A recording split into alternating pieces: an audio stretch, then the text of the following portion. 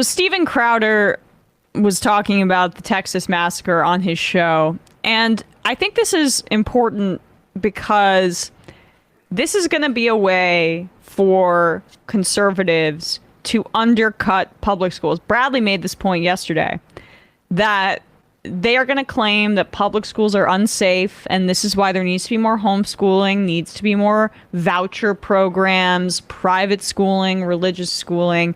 And I think Crowder making this point is a good preview for the debate that's going to come. Yes, and you know what? We have evil at play right now. I think that's what we need to acknowledge. There is evil in this world. It will always be amongst you. And you know what? I think that our public schools are a breeding ground for evil. I'll say that. I really do. Mm-hmm. I really do. When you look at you can't just silo everything. When you look at the conversations, when you look at trying to uninvolve and detach the parents from these children's lives, when you're looking at transitioning children. Are public schools, or is evil always going to be around us, or is public school breeding us? Is it a static figure of our society that is always going to be around and we can't do anything about it legislatively? Yeah.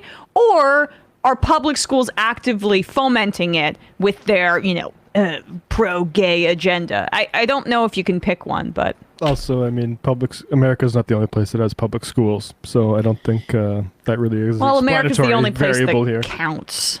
Okay. Listen, folks. Just take your kids out of school, park them in front of YouTube, play Steven Crowder videos for 8 hours, and it's almost just as good as learning.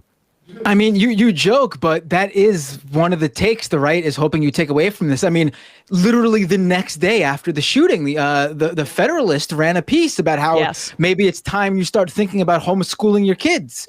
I mean, this is exactly what they want. That it's exactly what they're hoping people will read, think about, and go, I'm going to do that. Okay. 100%. That's kind of convenient that like their love of guns is also killing people to the point that it helps with their hatred of schools. And teachers, for that matter. From these children's lives, when you're looking at transitioning children, when you're looking at browbeating young white boys for something they've... No school is... yeah, we can get back to that one. No school is transitioning children. What they're doing is offering accepting environments in case those kids do determine that they have some gender issue going on, and that's good. They're making all the little white boys in the back of the class. Beating young white boys for something they've never done. Look, I think that it's a breeding ground for evil. Okay.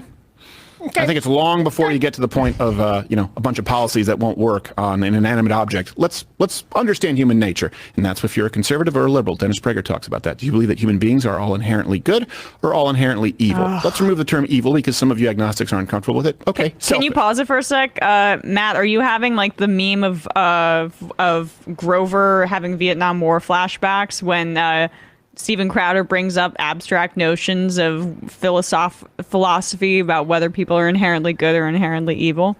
They love doing this. They absolutely love doing this. I mean, I just can't, like, I experienced that for 3.5 hours just last week. I mean, it gives me an ulcer. Steven Crowder is go ahead, Binder. I don't care if people are inherently evil or inherently good. I don't care what you think about that. It's absolutely inconsequential to anything we need to do or figure out to solve this problem that is unique to the United States of America, where there's these mass shootings happen on a regular basis. School shootings happen on a near regular basis. I mean, I don't care. If everyone's evil, then we should do something about it. If everyone's good, we should do something about it. Who gives a shit? Yeah, well, if you were in a boat, if they're evil.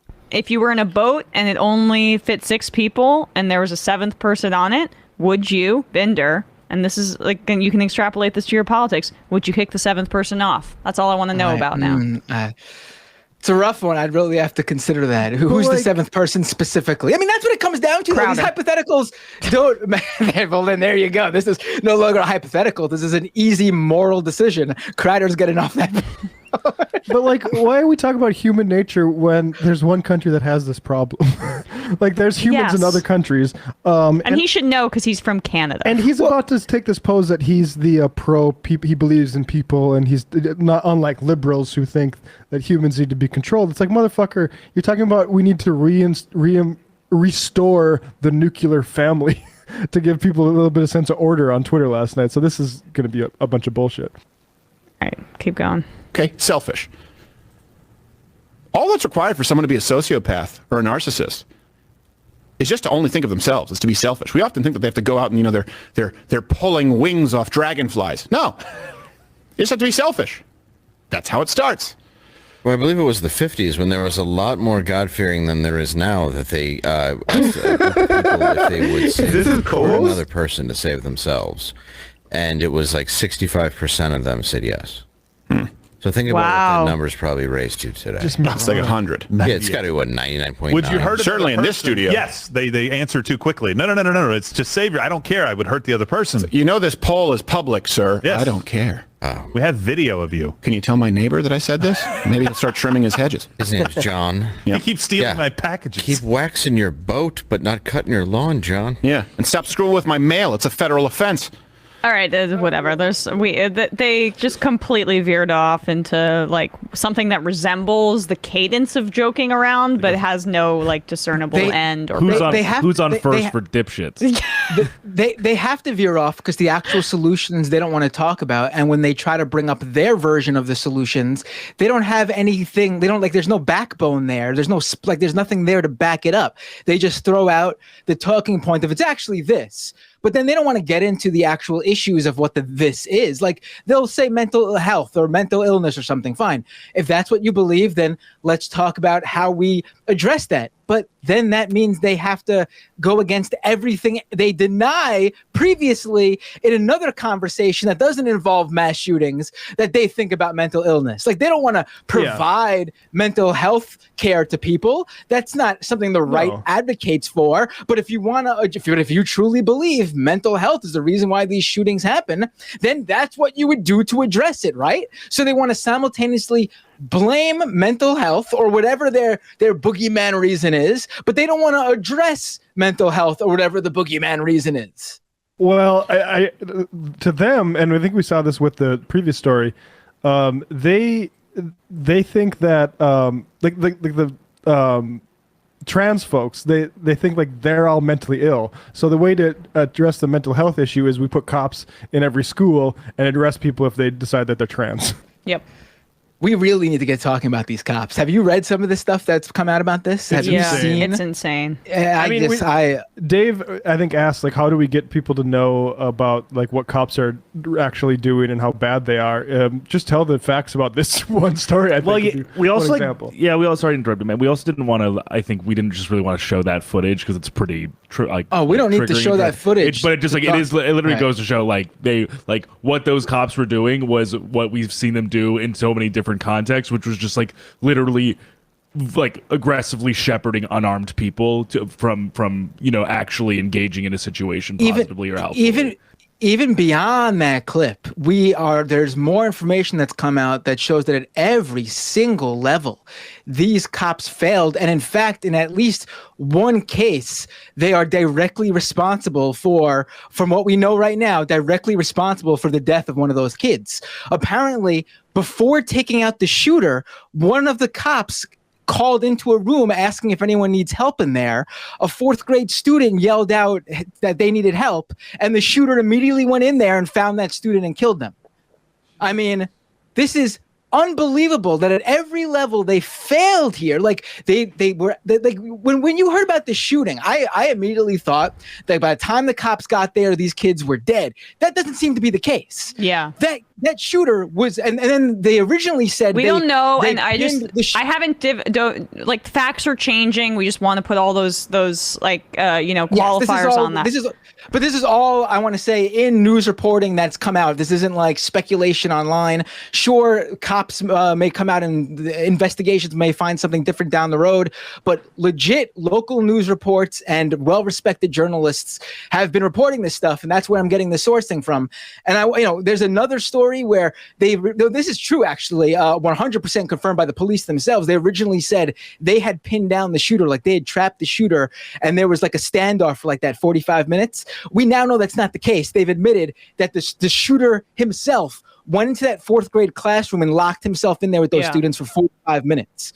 I mean, just unbelievable. Yeah, and the important thing is, I think that not only did they fail in, I mean, the most abjectly cowardly way that probably cost kids' lives, they're covering it up in a brazen way that I think the media is going to play along with. So we talk about like the facts are changing. I think the first suspicion, even if it comes from the New York Times, is that they are covering up for the police and they are lying to you. I think that like this story. Well, when they keep saying engaged, we engage with the suspect. What does that mean? Or we had them contained. They're lying. But even like the New York Times says, like now it appears as if most of the kids were dead right away and before the standoff. I think that's a lie. I think that's a lie coming from the police departments. Maybe I'm going to be wrong about that. We can monitor that. But I think this is a lie. And I think like this is what people need to understand about their police departments is that even on matters of life and death, when they fuck up, they will lie to you about it.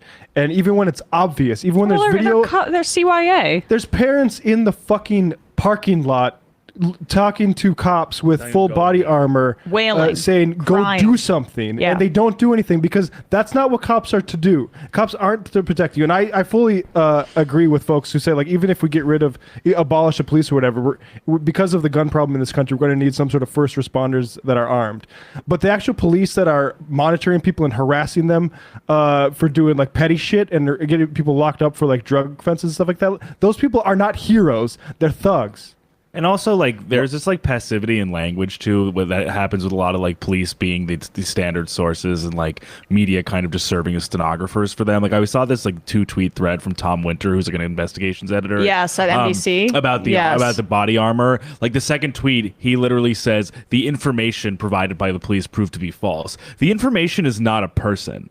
What proved to be false is what the cops said. The cops gave false information. The information itself is not sentient. Yeah, and like I like Chris Hayes for the most part, but he tweeted, please tell me the local police didn't set up a cordon outside the school for 40 minutes while the gunman inside was murdering children. I refuse to believe this is what happened. I think we're missing something. Well, you're not, dude. That seems to be what their purpose was there that day. Now, I understand if there were cops, told to do this while there was some sort of strategy being, going through inside with police in there who were trying to do something. But that doesn't seem to be the case either.